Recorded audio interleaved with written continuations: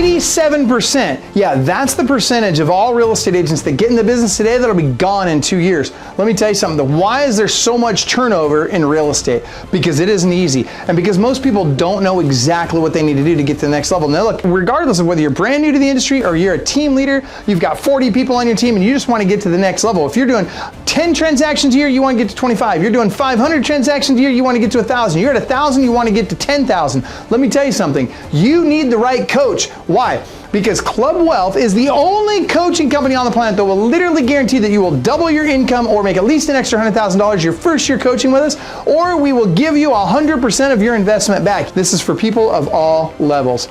Click the link below, sign up for the appropriate tier level, and let's get you a strategy session today. And I promise you, I 100% guarantee you, promise you that you will walk away with a heart full of gratitude for the time that we took for you because you got so much value out of that call. Schedule your strategy session today. I promise you'll be glad you did.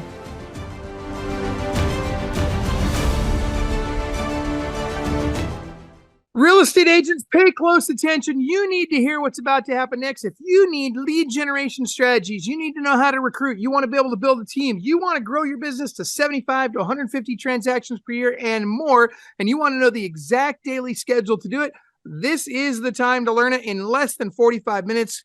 Houston, Texas real estate agent extraordinaire, Mr. Erick Harbert, who actually also happens to be a coach with Club Wealth, is going to walk us through his exact daily schedule, his exact lead sources, his exact recruiting strategies, everything he's doing. We're going to lay it out right now in full. Get ready, grab a seat, and start commenting in the comments to let us know what your questions for Coach Erick Harbert are. Erick, welcome to Club Wealth TV. And by the way, guys, my name is Michael Hellickson. I'm the founder and CEO of Club Wealth. As you can see, I'm outside right now wearing an overcoat. Why? Because it's freaking cold out here. It may be sunny, but I'm telling you, it is cold. It's about to snow here in Leavenworth, Washington. So excited about that. I just love the snow. But you know what I love more than snow? It's making freaking money. So Erick, talk to us about making money, man. I want to start off with lead generation. We're going to get into your daily schedule in just a minute here. But tell us a little bit about it. So you're an agent in Houston, Texas. Give us your background. How many kids do you got? All that stuff. And then let's dive right into the good stuff. Are we talking agent kids or real kids? Because I got it both. Dude, right? Yes. Love it. Bunch of brand new agents and also a bunch of kids. So I am happily married to my wife. We have 4 amazing children and running it here in Houston. Our day is a little bit gloomy. I wish we had the sun out like you did, but we're still in the 70s. So a little trade-off there. It's really nice here. But yeah, that's it. Right now we're growing our team. The agent side, we're about 17 agents, got two new ones signing on this week, continuing to grow. An amazing group here in Houston. Look forward to running the entire metro over the next year. Okay, so how many total agents on the team? Up to 17 now. Up to 17. Okay, that's fantastic. So, and I get that it ebbs and flows almost on a daily basis, it seems like a lot of times when you're running a big team. But okay, so how long have you been selling real estate altogether? I got licensed back in 2011, 2012. Okay. Now, a lot of that was for my own purpose. I did a lot of investment, sold my own flips, things like that. I really went full-time as a realtor in 2020, right when COVID hit. And then I joined Club Wealth 2021. And that's when I realized how good it was, focus on building the team. And then I was fortunate enough to become a coach shortly after. Okay, so let's talk about this. Let's put this in perspective. So what you're saying, hang on. What you're saying is, I'm back. What you're saying is that essentially in just under 2 years, you went from solo agent to a team of 17 people doing 75 to 150 transactions a year. Is that right? That's absolutely right. Dude, guys, I hope everybody's paying close attention to this because we're going to give you the secret sauce right now. So I understand that one of the components of that was joining Club Wealth, right? And becoming a coaching client with Club Wealth. And certainly that excites me. I'm very happy to hear that. And I'm really glad that it's worked out well for you and that it's helped you to grow. That being said, you had to do the work. So let's talk specifics about what was the first thing you had to do to be able to make that shift from solo agent to I'm going to be a team leader. And then let's get into the nitty gritty on lead sources and the rest of it. But what happened first? How did you make that shift? Man, one of the things that we really focused on is just talking to people. And I know it's the same thing with finding new clients, but every interaction with an agent is a interaction of getting them onto your team or introducing them to what life could be like. At first, it's only one, right? Like you got to get that first agent on the team and then get the next one and the next one, and it grows. One of my biggest transitions, even coming into Club Wealth, was really setting up the foundations, having a good CRM setup, having the ability to do the lead generation and all of those pieces. And now it's been a lot easier to scale with those extra agents. Mm-hmm. Whereas a year ago, I was going in, creating email addresses, making my onboarding system and doing everything else. It's been a lot more streamlined. Now it's I tell my admin, hey, Penny, we have a new agent coming on board. Go ahead and get full onboarding going. And then the next day they get the welcome email, they get their email address, they get full access to the systems, they get all their logins. And it's a lot easier then for me to focus on the interactions, so the lead generation and the lead follow-up. You know, I'm really glad to hear you say that, because I think a lot of agents think, oh my gosh, you know, if I recruit people, now I got to hire them, I got to bring them on board, and that's a big hassle, and then I got to train them, and that's a lot of work. And what I'm hearing you say is, no, listen, you can utilize the people that are already on your team. You've probably already got an assistant. If you're getting ready to build a team, you probably already have at least an administrative assistant, and she can take a lot of the burden off on the onboarding process and even the training process by getting them the right videos that you've pre-recorded. Like for you, for example, you know, you can upload them into Club Wealth View, and they can go in there and you can see which videos they've watched, how long they've watched them, how they scored on any tests that you might have created in there for them. And so there's lots of ways to simplify that process. So I'm glad to hear you taking advantage of those. Go ahead. Michael, just to that point, yeah. When we talk about going from no agents to the first one, that's when you build the system, right? Like you don't have to come up, you don't have to make it before you go there. Yeah. When you start training that first agent, when you start getting them into the systems, that's when you record the video. And every time you train them on each individual piece, just record it, save it, and then you have it ready for multiple people instead of that one. Yep. And it's one and done, right? You get it done one time. You can use it over and over and over and over again. And you might make adjustments to it here and there, but it's not as much work. And it's really not that much work in the beginning. You just got to do it, right? It's just kind of like going to the dentist. Just freaking get it over with. Get it done. Once it's done, now you can really build a team around it. And even if it takes you, 2, 3, 4 hours on a Saturday morning to get it done, great. Now it's done, right? Okay. So now, by the way, before I forget, I got to digress really quick. Above your right shoulder there, we're seeing there's a sign up in your house. Can you tell us a little bit about the sign? Yeah. No success in the world compensates for failure in the home. Wait. Yeah. Yep, that's right. Sometimes I reverse it in my mind. No, you're right. No success in the world can compensate for failure in the home, 100%. So tell me what that means. What more important, not only what does it mean, where does it come from, but what does it mean to you? So, Michael, coming into this, you actually sent this as part of my onboarding with Club Wealth. Really, I mean, what it means to me is making sure family first. Now, that doesn't mean go on a doctor's appointment at like 2:00 when I'm supposed to be on an appointment. But it means putting their reality, putting them first, making sure that I am succeeding so that they are succeeding in the future, and having that mindset continually. Now, I will tell you, I'm a different agent than a lot of agents. When we hit about 6:00 at night, my phone goes away and we sit down at family dinner and I'm not checking my phone. It's their time. I work with my kids. I'm in there with my kids. We talk about our days. We interact. We don't play on phones or media during that time because that's us time. So it's dedicated to them. There's a good split. So you sound like Frank Reagan on Blue Bloods. I love it. I love it. But what I really love about that is I think there's this misconception amongst real estate agents that, you have to work 24/7, be available 24/7, et cetera, or you can't be successful. And the reality is, especially if you're either on a team or building a team, you create efficiencies and you create redundancies that allow you to take that time. Because when you're there sitting at the family dinner and you've got your phone put away, if a lead comes in, somebody else on the team is handling that lead. That person's getting taken care of. It's not like they're being left to fend for themselves or find some other team to work with. And so I think that's lost on a lot of people, that yes, you can actually become very, very successful and have a lot of success in your home life as well. They're not mutually exclusive. So I love that you've got that in there. Well, more importantly, I love that you're living it. Go ahead. Any other thoughts on that? That's it, right? Systems and foundations, put those in place, and it makes it a lot easier to separate those times. But the reality of it, right, is when you're in work time, you work. When you're in family time, you family. You family. But you separate the two. And when they're separate, you have the right focus at the right time. So, okay, but that's exactly what I like, because what you're saying is, okay, when I'm at work, I'm not on the phone chatting with my wife, chatting with my kids. I'm not, messaging my family back and forth. I'm at work and I'm making freaking money. And then I go home, and because I was really efficient and really focused during my workday, when I go home, I get to actually be home.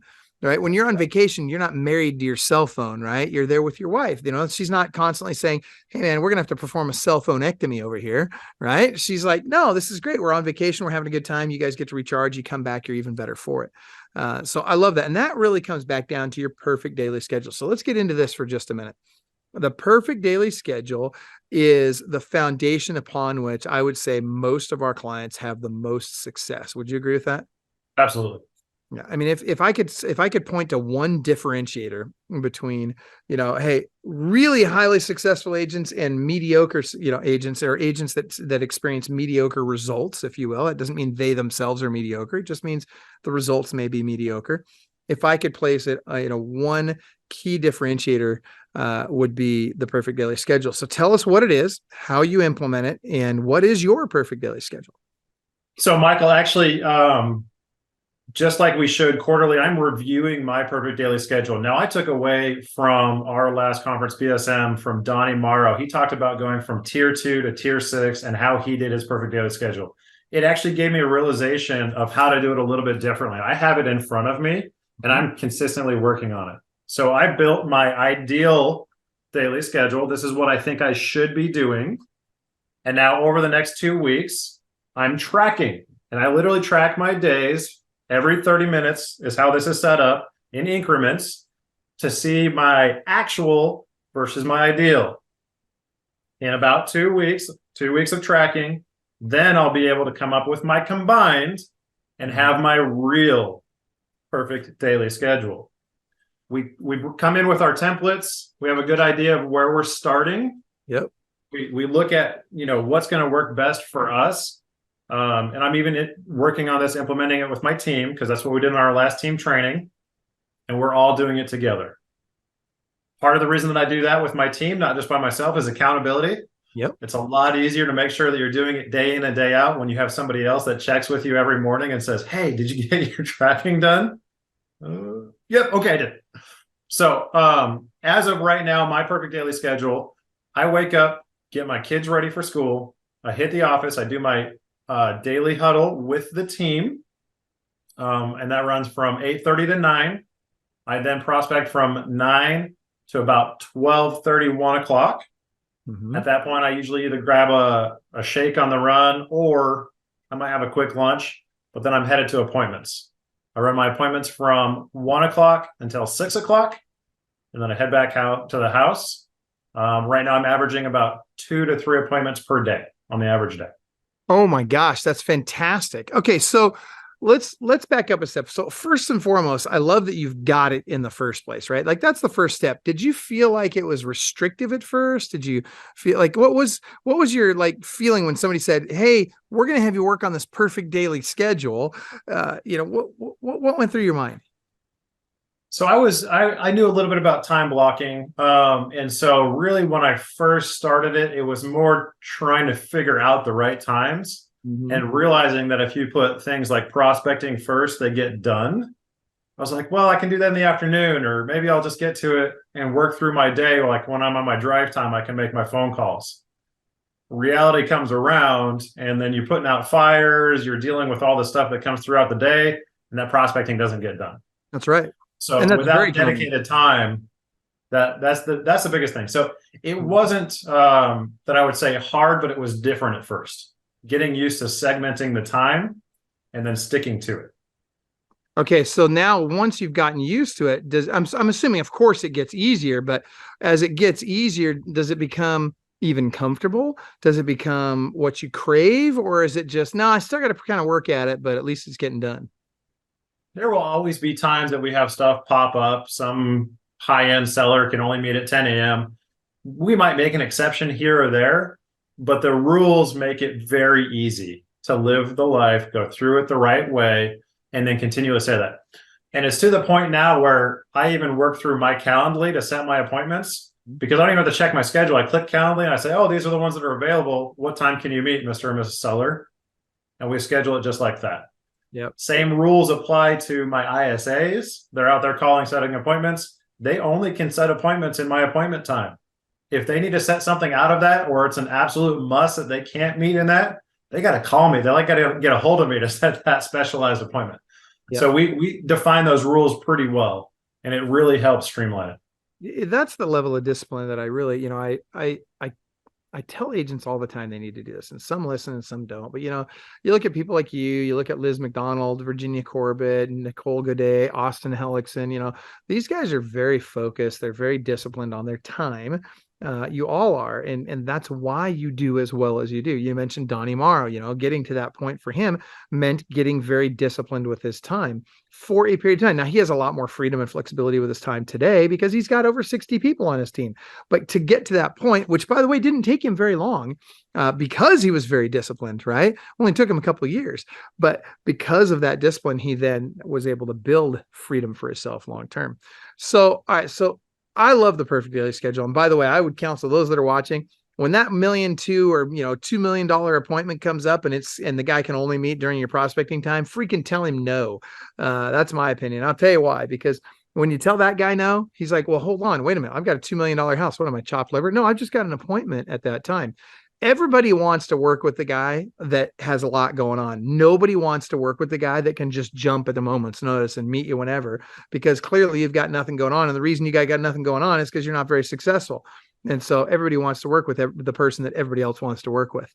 That being said, let's move forward to recruiting for a second. Actually, let me back up. Let's save recruiting for last. I'm going to save that for a moment. Let's talk about lead generation.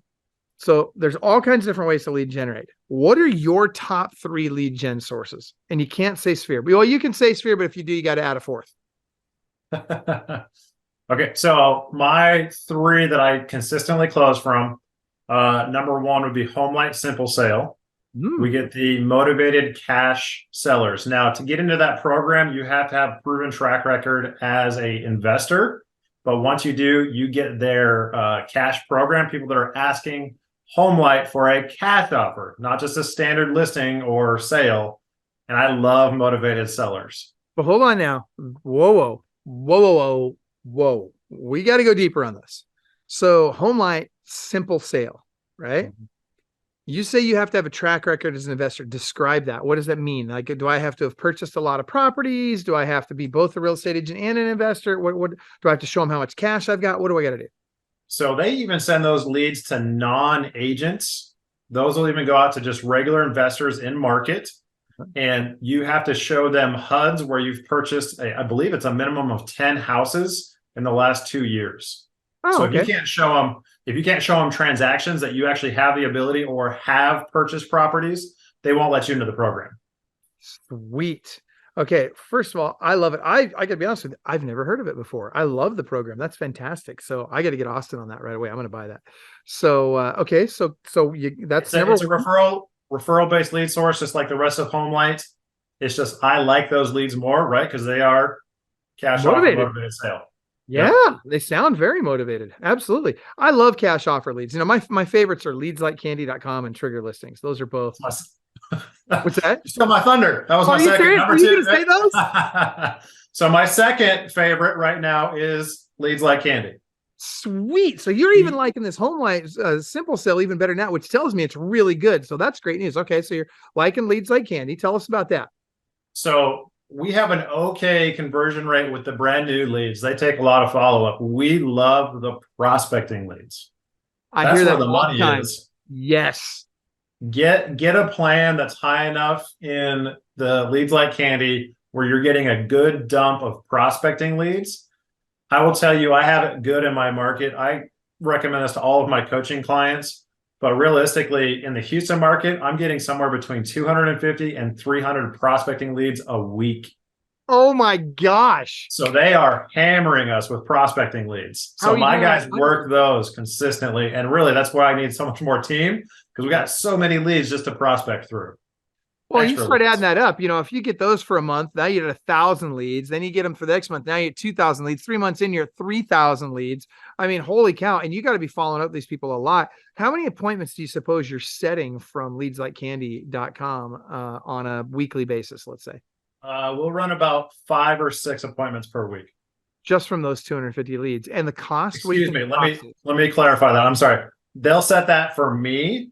Mm-hmm. My other agents are setting somewhat similar amounts from those lead sources. So we're probably pulling 12, 15 appointments per week from just the prospecting leads. So somewhere between 2.5 and 3 listings per day, or listing appointments per day from that one lead source, leadsLikeCandy.com. That'll include buyer side. So I let them work all of the buyer side on the prospecting. So for me, yeah, so five listing appointments, 1 or 2 per day. Dude, the buyer side. What are you paying for that, roughly? I run it it's like a smidge under $1,000 a month with a discount. Can I just tell you, when I hear you say this, it makes me chuckle. You know why? Because there's still people out there buying Zillow leads. Are you freaking kidding me? Why would I buy Realtor.com and Zillow when I can get these leads for a fraction of the cost? Now, don't get me wrong. I get big enough. I got to buy every lead source out there, right? But in the beginning, I'm going to buy the most effective lead source to give me the highest ROI and the shortest cash conversion cycle. And it sounds like this one's doing just that, leadsLikeCandy.com. So that's fantastic. Buyers agents love motivated buyers too, right? Like, who doesn't want a motivated buyer? So it goes on both sides. I agree. Well, and not only that, but a lot of those buyers have homes to sell. And a lot of those sellers are going to go buy a home. I mean, it's, at the end of the day, a lead. It's a person that's raised their hand and said, hey, I'm interested in buying or selling at some time in the near future, or in the future, at least. Okay. Good stuff. All right. What's number 3? So this one's hard. I really love Google LSA, but it doesn't produce as much as I want it to. I need to re-algorithm. I need to get with Tress. I need to refigure it, because I don't get as much as I want to. I will tell you though, when I get a Google LSA lead, I have nearly 100% conversion rates. Yeah, they're gold. Like they a are smidgen under 100% conversion rate. Yeah, and I think it's next week or the week after. Or sometime here in the next couple of weeks, I've got the Google LSA Done With You workshop here in Seattle, and you did that workshop at one point, didn't you? So I had a slightly different one. My first coach when I joined Club Wealth was Nicole. Nicole. Cheater! So she told me everything I had to do and got it up there. But I probably need to come back because I have not been ranking as good, and I probably need to come back and redo it or figure out. You got to come up to the event, man. Come up here in Seattle and come hang out with me up in Leavenworth afterwards. But I could show you this. I'll take you up in the mountains in the Can-Am. Holy cow! You see that thing? Look at this little thing down here. Can you see the Can-Am down there? I don't know if you can see it or not. Probably not. Dude, I'm telling you, it's got tracks on it now. Wait till the snow flies and we get out there with those tracks. Oh, man, Eric, you'd love it. All right, so that being said, here's what I wanted to share. So let me back up. With Google LSA, the key with Google LSA is you've got to make sure that you're doing the ongoing stuff. And that's where you mentioned trace, right? So first of all, you got to set it up right. Most people don't even know how to set it up right. And I'm telling you, there's some companies out there that are charging people to set up their Google LSA that are really Mickey Mousing their stuff up and making a mess out of it. And that now has to be unwound, and a lot of cases, it takes a long time to regain that account and to fix that account. But at the end of the day, if you can just start fresh and use our systems to build it, get it built right. And then there's some ongoing stuff you have to do on an ongoing basis. I'm going to tell you the single biggest key though, and you probably already know this, Eric. And I'm curious if you found the same to be true, but at the end of the day, if you don't answer every single call that comes in right now, you're going to drop in their algorithm in a very big way, very quickly. Have you seen that to be true as well? Absolutely. How's your answer rate now with GLC? It's 100%. Like, we have it routed to the agents, and then we have it answer connect. Okay. So perfect. If it comes in, it's going to get answered. Yep. That's the key. I mean, I'm telling you, that's one of the big keys. And then of course you've got to do your ongoing posting and your ongoing tagging and all that stuff to make that thing really work well. But you should be able to rank in top 3. The goal is rank in either number 1, number 2, or number 3 in all of the areas that you service. And I'll tell you, it's not hard if you've got the right systems in place. So good stuff. Google LSA, but you said there was another one that you thought was really close to that. What was it? So the other side of Google is Google pay-per-click. And if you're in pay-per-click, you can focus those. It has not been as good for sellers, but it is pretty good overall for our team. Yeah. And so when you say it's been good for your team, apparently you're talking buyer leads, then I would assume. Buyer leads. Yeah. So the PPC is doing better on the buyer leads and the GLSA is doing better on the seller leads. Is that pretty accurate? Okay. All right. Both great lead sources. All right. Let's move on. Those are some great lead sources. And by the way, if you're interested in GLSA, go to clubwealth.com/GLSA, clubwealth.com/GLSA. I'm curious, type into the chat, how many of you are using Leads Like Candy, GLSA, what was the other one? And pay-per-click, Google pay-per-click. How many of you are using any one of those three in your business? Type in which ones you're using in the chat here. I'm really curious as to what everybody's using. All right, that said, let's move to lead follow-up. Okay, so I know that you understand the importance of being aggressive with the process, but how aggressive are you with the process, really? Because, does it really take all this crazy stuff that I keep telling people, or is there an easier path? What do you think? I wish there was an easier path, right? That one would be nice. Find the golden ticket and hand it to us. Yeah. I think you're actually working on that, right? No, I wish. It is always probably the most predominant piece of our business. Consistently calling the new leads, the follow-up leads, or even after the appointment to continue that, get a hold of somebody, get the appointment. If it's been on an appointment and they didn't sign, is continuing to follow up with those people that you went out on and getting them in the process or to sign with you. Okay, but back up a step, because what I'm hearing you say is, oh, you got to call them and all that, but you're a pretty high-tech guy. Don't you have some AI in place? Aren't you using some systems that automate a lot of that follow-up, or do you really have to call them? It is both, right? It's not and or, it's all. So we have the drip campaign going that does automated text, email, it drops voicemail and sends out bomb videos. And then we're calling them multiple times. And then we have multiple drips that are going to do or hit different ways. So it's everything. There isn't one. You got to do it all. I'm glad to hear you say that. That echoes what I've been saying forever. People think that they can get away without having to do the calls. And the reality is, this is a contact sport, man. You got to contact people. You got to get voice to voice and face to face with people if you want to make money in this business. That's just how it is. And one of the big things that we've noticed, Michael, with the new opt-out rules with texting and everything else, now they're putting garbage at the end of your text message, or they all have the opt-out. You got to put in something like that. So a lot of people, when they see that, they just automatically opt out. They're opting out of text messaging. They're not opting out of phone calls. So we still call them. If they opt out, guess what? You're getting a phone call. Well, and not only that, but I would assume that, when they opt out, they're less likely to be hearing from other agents, and they're more likely to only be hearing just from you. Because if they're opting out of your stuff, they're opting out of everybody else's stuff too. So, yep. All right, that's good stuff. I love it. All right, so what frequency are you following up with people? Like, do you have a schedule you follow? Do you have a more complex kind of a cocktail of things that you do, or give us the nitty gritty there. Yeah, so we are following the 3x3x3x3 by I don't know how many times we went out, but 3x3x3 rule. So we run that with all of our new leads. Okay. And then we do a slightly different rotation with our Z-Buyer prospecting leads that we dump in. It is very similar, but we then trickle off or hit different ways. And we find that it actually piques interest. Like if you stop messaging for a couple days and then re-ping them hard, they're like, wait, what's going on? So we've tried some different text messaging, or where we're blasting them more frequently, which is like taking the 3x3, putting on a small pause and then hammering hard. Yeah. We've gotten people to pick up a little bit more often with something like that strategy. So absolutely. If you don't know what the 3x3x3 is, 3 times a day for the first 3 days, 3 times a week for the first 3 weeks, 3 times a month for the first 3 months, and then 3 times a year for the next 3 years. Yep. And then really it's not 3 years. I think it's probably 3 times a year forever. Yep. It just stays. It continues to go on. They get invited to our client events. So that's like adding in like 4 touches per year, no matter what. So we continue to drip and work with those leads, no matter how they come in. Okay, so you brought up client events. Let's have that conversation, because that's another really hot topic right now. So tell us what you're doing for client events, how you're doing 4 a year. What are the client events that you do most regularly? I was a little bit more fortunate than most. I went out and got a Santa on my team. His name is Brian. He has I've the met him. perfect I remember. beard. You met him, when you were in Houston. So coming up December 9th, we're going to do Pictures with Santa. We do that one every year. That's going to grow momentum year after year. We always try to tie to a charity.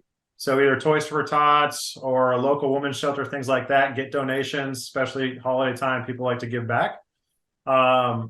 We do one right around Easter, which is Kegs and Eggs. We actually have a brewery up here. This last year we dropped 2,000 Easter eggs, and they were picked up in less than 10 minutes. Oh my gosh, kids greedy just little running everywhere. kids. Now, if kids were just as good at making money as they are at picking up freaking Easter eggs, man, we'd fix the world tomorrow. Seriously. Yep. And then we've done a bunch of different other little ones in between. Those are our two major ones right now. I haven't gotten this one going yet. My wife wants to put this one into place. It's a men in high heels race, and we want to go big with this. She wants to tie it to the Montgomery County Women's Shelter, and then we're going to get group or teams of men in high heels and run a relay race. And if you can imagine the publicity that goes along with that, getting a bunch of guys out there running in high heels. From my hometown in Grand Junction, Colorado, they did this annually, and it was this really big event that grew and grew. And my wife's like, we got to do that here. So coming to a town near you in 2024, we plan on doing that as our third month. So end season client event. I'll have to watch that one on video. We'll have to get the videographers out there, man. It'll be fun. Awesome. A couple others that we've done. We did a back to school blast, ice cream social. Just invite all the kids, the area. We actually have a pool at our clubhouse, so we rented the pool and had ice cream. Just invite everybody. Put up a bouncy slide. Just made it easy. We've done some easy things like that. We did a farmer's market. So we were a sponsor at a farmer's market, and we invited all of our clients out to the farmer's market. We gave out hot cocoa, did all different things. So a bunch of different ones. Another big one that we plan on doing, this one is going to take a little bit more work also, is a touch a truck. Have you ever heard of touch a truck? But around here, the counties, they have, dump trucks, fire equipment, police officers. We get them out to a park.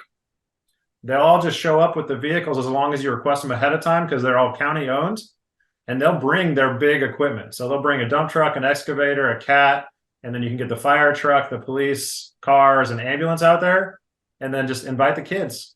Come check them out. And I've worked with a couple that have done that before, and I kind of want to bring that into our office. So cool. I love it. And so let me ask you this, these client events, have they been pretty effective in helping you grow your sphere of influence and get more referrals out of it?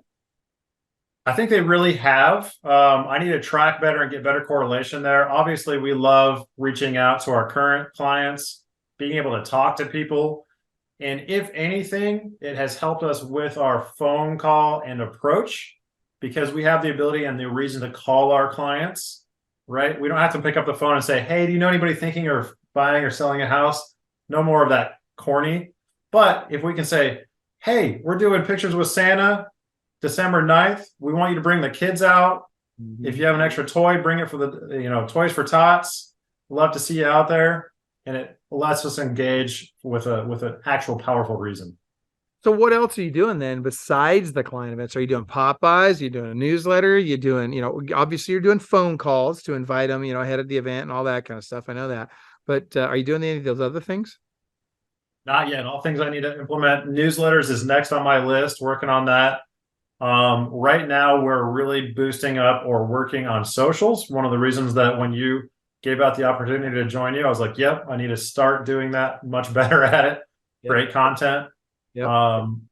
We saw David Metzler speak, and his top takeaways, right? If you're not producing content, you need to be. Yep.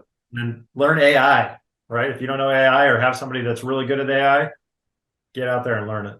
Dude, speaking of which, for those of you that aren't working with us already, check out the Black Hat team at Club Wealth. So go to clubwealth.com/Black Hat. I got to tell you, man, the AI that we're using there is off the charts. And here's the thing. don't expect AI to do everything for you, right? Don't expect it to take them all the way to appointment every time. But what you want it to is you want it to get them to raise their hand. That's really what you're after. It's just get them to raise their hand and say, hey, I want to talk to somebody. I'm interested. And then you get on there and you take over the conversation from there. You get voice to voice with them and you close them. And AI, man, it's doing some awesome, awesome things right now. It really is. I tell you, if you're not using AI in your business, and I'm going to go so far as to say, if you're not using it by the end of 2024, you're going to be in the dust. You're going to be left behind. I mean, it's just, you have to be using it. So I'm glad to hear that you're using it, but I'm also glad to hear that you're not allowing it to be everything in your business. I always tell people automation equals augmentation. It's not to replace what you're doing. It's to augment what you're doing. Okay, dude, I've got so many more questions for you. I love where this is headed, but we're running out of time, so I got to keep moving here. So on lead conversion, I'm going to ask you this. How heavily do you qualify people before you or your team will go show them a house? If they pick up the phone, I think that's about the qualification that we do. Well, I mean, they have to set the appointment. That's it. Yeah. If they set the appointment, if they came in as a lead and they're willing to get me into their house, I'm going. Okay. All right. I like that a lot. And I agree with that, especially on the listing side too, where, if you got a pulse, like I'm coming over, I'm going to be Jerry Maguire in your living room. Right. I mean, so I love that you're doing that. So you basically, you don't care how outrageously priced they are, how ridiculous they are, if they're even that motivated to sell. You're just like, if you'll let me in, I'm coming over. Yeah. Okay. And in our initial script, when we're setting the appointment, oftentimes price doesn't even come up.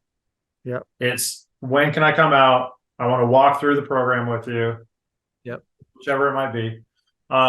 We had a brash of them. I was trying to train my ISAs, and I double thought about this because we had a lot of people that had active listings inviting me into their home. And I thought it was weird at first because you have to play that completely different.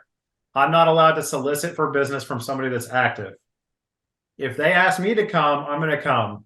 And so I've met probably in the last 2 or 3 weeks with 5, 6, 7 clients that are already listed. Wow.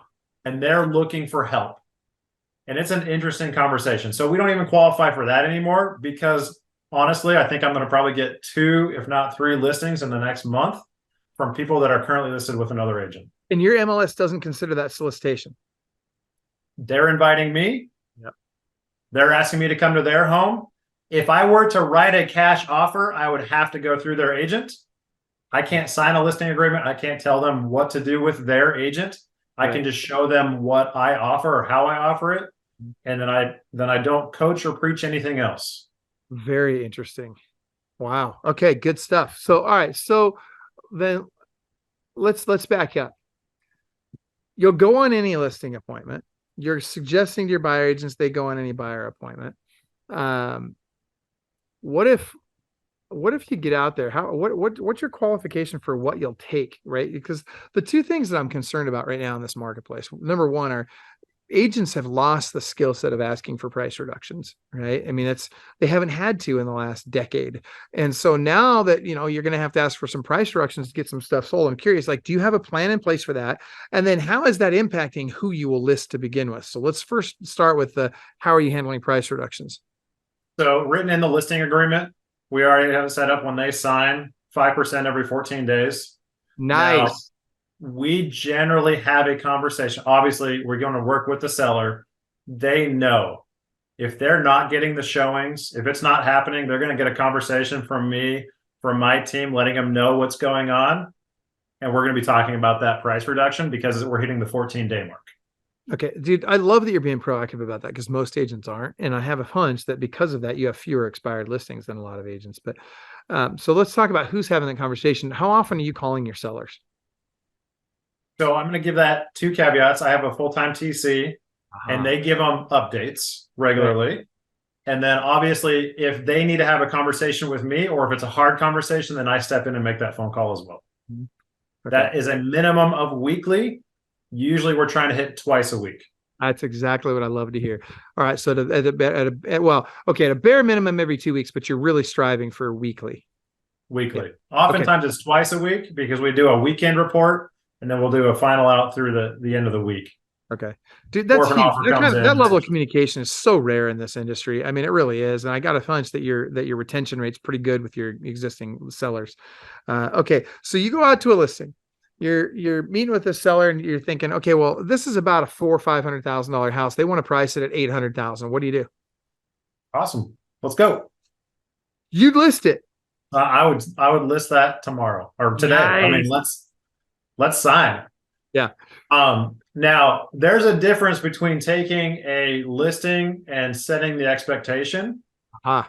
I am obviously going to tell them, here's where it's going to sell. Mm-hmm. I have zero issues listing your house above where it's going to sell, but we are going to communicate and we're going to be realistic with your expectations. Fantastic. If they tell me they need to sell quick, then 800 doesn't get it done. I'm sorry. You're not going to sell. I can list it at 800. It's not going to sell. Do you want to try it? Okay, let's try it. Yep. Then on that first phone call, when they've gotten zero showings, I'm sorry. In this market right now, it takes 10 showings to get an offer. We haven't gotten any. We got to price down to where you're getting at least 4 or 5 showings a week, but I'd like to see that at 10 a week. Freaking love it. I absolutely love it. That is fantastic. All right. So every week you're doing that. Now, when your assistant calls, is your assistant having the same conversation with them? Theirs is very regimented. So this is how many showings you've got. This is the feedback that we've had. Let's review it. Are you ready for a price drop, or do you need to have a conversation with Eric? That is literally exactly how I did it. And that I'm telling you right now, agents that don't figure this out, they're going to get left behind. I mean, this is, Eric, you are right on the right track. That's exactly what you need to be doing. And watch this. I'll bet your assistant gets a ton of price reductions. They do when they do. Yep. That's just, I mean, that's what I'm saying. Like Austin does the same thing with his assistant, Maggie. Dude, she is a whiz at getting those price reductions. She's fantastic at it, right? And frankly, she's better at it than Austin is, because Austin, he doesn't have the time or the bandwidth to be contacting all of his current clients on a regular basis. He's out going and getting new clients, as he should be, right? As you should be as well. Okay, this is great stuff. So let's go to, I want to go to myths before there's 2 other things I want to talk about after myths, and we're running short on time, so we got to go fast. But I want you to dispel a common myth or 2 in real estate. What would you say is something you hear agents say a lot that you're just like, that's not true? Oh gosh, I feel like I'm out of those circles and I stay away from it. Good. That's smart. I mean, like, I don't even listen to the average agents anymore, as we have such a good community here. A lot of new agents coming in feel like they are, and it's maybe that they don't feel like, but they feel like they're going to be super successful. They're like, I'm going to crush it. I'm going to do it. I say, that's awesome. What are you going to do to get there? And if they don't have a specific plan, I will sit there and I will tell them, unfortunately, you're not going to crush it, but I can show you how. Yep. And then we go through their habits, their daily habits. We get their perfect daily schedule done, and then they can crush it. So that's, I mean, one of the biggest things for new agents is how much they're going to do or how much they're going to make. We realize that 87% are going to fail. Right. How do we change that? Yeah. Okay. That's good. That makes sense. I love it. Okay. So, and that's a great one too. And by the way, I would agree with you. I think that's a super common myth. Everybody thinks it's easy to sell real estate. I'm going to get in there. I'm going to be the best that ever was, plain and simple. Right. The reality is that's just not true. They wake up and it's not as good as they thought it was going to be. So let's go to, there's 2 other things I want to ask you about. Number 1, what do you do for fun? I mean, come on, I'm hearing all this work. I'm hearing all this making money, and what do you do for fun? So my fun is oftentimes kid oriented. So with our kids, this last weekend, it was my son's birthday. We went on it was about 3-hour nature walk. And then we played on the park for another 2 hours. So outside of my house, we have a creek. What was that question? How old is he? He just turned 11. 11. Okay. All right. We're like a year, maybe a year and a half away from youth squad. He's coming. Yep. I love it. That's great. I love it. Okay. So let me ask you this. Did you just, how many kids do you have? 4. Okay. Do you talk money with your kids? We do. We involve them in budgeting, in financing. What do you mean by that? What do you say you involve them? I want you to go deep on this, because I think there's a lot of misnomers out there about kids and money and conversations at the dinner table and yada, yada, yada. And should we talk about work, or should we talk about business or money and all that kind of stuff with our kids? Go deep on this for me. So we have two separate sides of it. My wife really handles our day-to-day books. She gets very good. She knows when our commissions are coming in, how they're going to be distributed, how much goes to the tax account, how much goes to the other account, what goes to my business, and then what is used for our actual working capital or family capital. And then she breaks that down by commission, by month, and then has a plan. So when we have a commission, I'm pointing at my board. You can't see my board. When we have a commission coming in, it isn't like, oh, I'm getting money. It's every single dollar is assigned. It's going somewhere that it needs to be. There's no like free money. Okay, every once in a while, like, hey, I got a little fun money. She's like, no, you don't. Oh, that's great. I love that from a marriage, from a marriage standpoint. But talk about the kids. What's the kids' involvement in that process? So they get to look at the budget and they'll understand where the dollars come in and where they go. Mm-hmm. So they get to sit down. And so if dad makes a $10,000 paycheck, it's not $10,000 that we get to go spend. We have to pay $3,000 to the tax account. We have to put aside $1,000 to the reserve account. We then put X amount to the business, depending on where we are in the month. And then we have this much to live off of. And that has to pay for whatever it might be, lunches, food, utilities, house payment, etc. So they see where that money goes.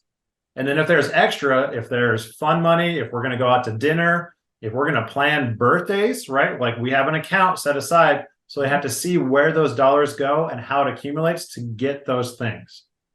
And then we also involve them in purchases. So they get to see like, hey, if you want to, or we're spending this money for going to Colorado for a week, this is how much we had to save. This is how long it took to get that account built up. Mm-hmm. And they really get that. Dude, that's awesome. Keep going. On the business side, mm-hmm. we do investment properties. Mm-hmm. And so they'll oftentimes tell us about your investment properties. How many investment properties do you have? Are you flipping? Are you buying and holding? What are you doing?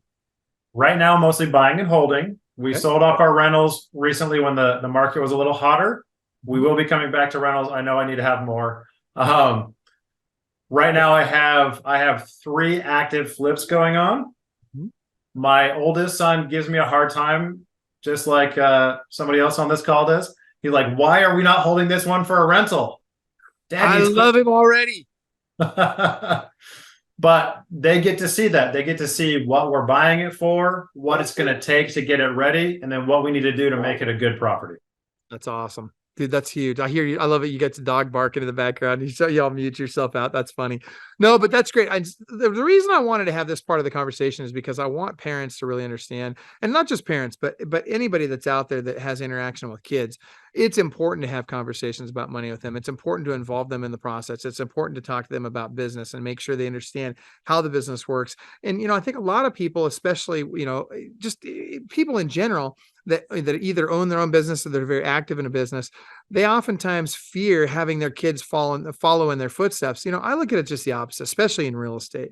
First of all, having a real estate license, like having a license to print cash. Second of all, if we can get our kids involved in real estate at an early age, well, guess what happens? If we involve them in that business, they can see what's going on, they can get all prepared, and they can have a light years jump start ahead of everybody else. And you can really catapult their career. I mean, look at Austin. I mean, you know Austin really well. And, and that kid's a decade ahead of where I was at his age. That's saying something. He doesn't get there if he doesn't have a father. Then let me back up. He gets there because of who he is, right? I mean, like, we can't make our kids be rock stars. We can help them be the best at what they are. But at the end of the day, when you grow up in a household where you have the example of someone in a particular profession, it really shortcuts that learning curve for you. And so I would encourage people to follow in Erick's footsteps and do what you're doing, Erick, because, man, it just, if we would treat our kids not like kids, but like adults more often, they will respond to that, right? If we give them that responsibility, if we give them that opportunity to learn, if we give them that opportunity to participate in the budget and how, hey, kids, where should we spend our money? And, that kind of thing. You give them that kind of a level of involvement. Guess what happens? They embrace that. They learn, they get educated. And guess what they'll end up having over time? They'll have a little bit of money. So that's good stuff. All right. Yeah. What's that? They thrive off of it. They enjoy it. They like being a part of the family. They understand it a lot better. 100%. Yes. You don't need to worry about the dog. I can't hear the dog now. You're fine, man. You can keep that unmuted if you want. But I do want to ask you this. I want to talk about your dreams. And so I think it's important. I've always said, goals suck, habits rule, okay, I get that. But at the end of the day, it's important to aspire to something, right? What is it that Erick Harbert aspires to?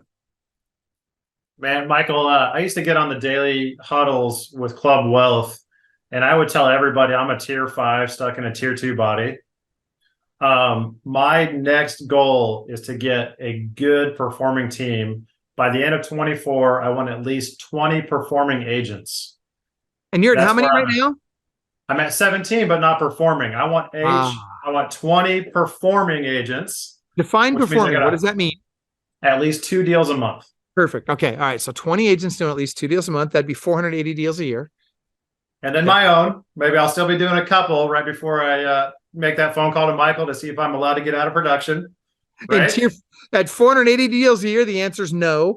So, with your own production, let's throw another 50 deals in it for yourself. So you're going to be at about 530 deals a year. Still not quite ready to get out of production, most likely.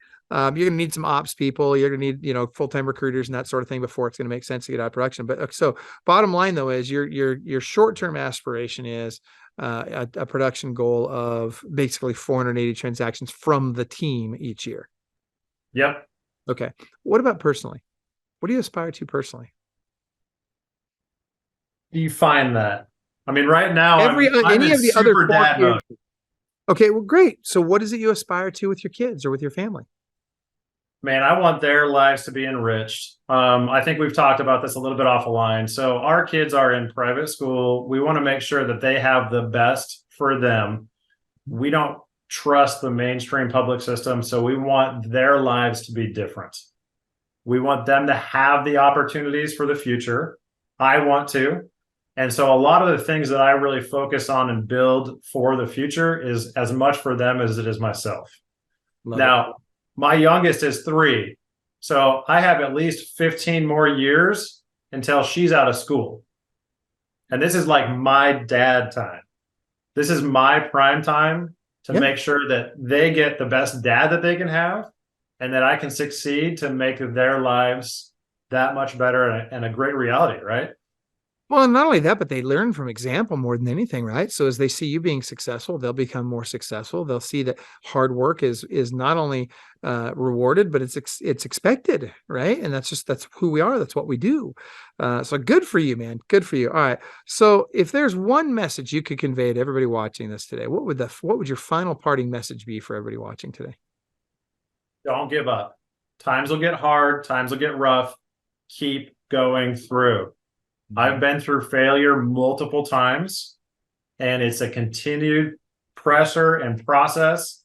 Do not worry about the little things, the little hiccups. Stuff happens. People quit. People leave your team. You'll lose a deal. Don't give up. Just keep going through that process. I love it. What a great message. And Erick, tell us again, what areas do you serve? Should someone want to send a referral your way? Major Houston Metro, so all surrounding. And then we can do the full state of Texas. If you want to send me a seller, buyer anywhere in Texas, we'll take it. I love it. That's awesome, man. If I could get everybody to start operating under the assumption that, hey, if I'm licensed there, I work there. Man, that would just make my day. That said, Coach Erick Harbert, I really appreciate you taking the time with us today. How would people get a hold of that? If they want to pick your brain, follow you somewhere on social or wherever, how do they get a hold of you so they can get a little bit more of Erick Harbert? So Erick Harbert on Facebook. You can give me a call anytime. My number's on the screen, 281-305-2520. You can also follow the Harbert Real Estate Group, and we're here in Houston, Texas. I love it. All right. And finally, I'm going to ask for a shameless plug for Club Wealth. What would you tell people considering Club Wealth as their coaching company of choice? What would you say to them? Man, it has made the largest impact in my business. I have doubled year after year, and I'm still growing. It's going to be an amazing growth season over this next set. I can't wait to see what the 2024, 2025 looks like, being able just to really fully go after it. Look, I just got a little bobblehead. I was just going to say, speaking of kids, here comes one now. Look at the little munchkin. I love it. They're cute. Dude, he's almost cute enough to make me want more, but nobody's that cute. So I'm just kidding. We just tell people we love our kids, right? No, all right. So I'm not even going to go there. That being said, everybody reach out to Eric. If you've got a referral in his area, I can tell you this, he will take great care of them. If you're considering Club Wealth, go to clubwealth.com. And if you want to do a strategy session with one of our coaches once a year, we'll let you do a strategy session with one of our coaches, and we'll walk you through a game plan for based on what you're willing to do, what you're not willing to do, where you'd like to be and where you are now. We'll build your roadmap for the next 12 months. And you just got to follow that roadmap. And so if you'll reach out to us at clubwealth.com/strategy session, we'll help you with that. And finally, for those of you that haven't done so already, make sure you like this page, comment on this, share this, go to our YouTube, follow that. And definitely, if you want to see this in podcast format, if you're not already watching this there, you can go to clubwealth.com/TV, clubwealth.com/TV. Been really awesome having you guys here. We really appreciate your support and sharing this, because it not only brings value to you, but it can bring value to other people that you care about in this business. So with that, we'll wrap it up. Erick Harbert, thank you. Remember, everybody. Thank you, Michael. Yes, absolutely. And guys, remember, get out there and crush it, because guess what? Whether you feel like it or not today, you are world class. 87%. Yeah, that's the percentage of all real estate agents that get in the business today that'll be gone in 2 years. Let me tell you something. Why is there so much turnover in real estate? Because it isn't easy. And because most people don't know exactly what they need to do to get to the next level. Now look, regardless of whether you're brand new to the industry or you're a team leader, you've got 40 people on your team and you just want to get to the next level. If you're doing 10 transactions a year, you want to get to 25. You're doing 500 transactions a year, you want to get to 1,000. You're at 1,000, you want to get to 10,000. Let me tell you something. You need the right coach. Why? Because Club Wealth is the only coaching company on the planet that will literally guarantee that you will double your income or make at least an extra $100,000 your first year coaching with us, or we will give you 100% of your investment back. This is for people of all levels. Click the link below, sign up for the appropriate tier level, and let's get you a strategy session today. And I promise you, I 100% guarantee you, promise you, that you will walk away with a heart full of gratitude for the time that we took for you, because you got so much value out of that call. Schedule your strategy session today. I promise you'll be glad you did.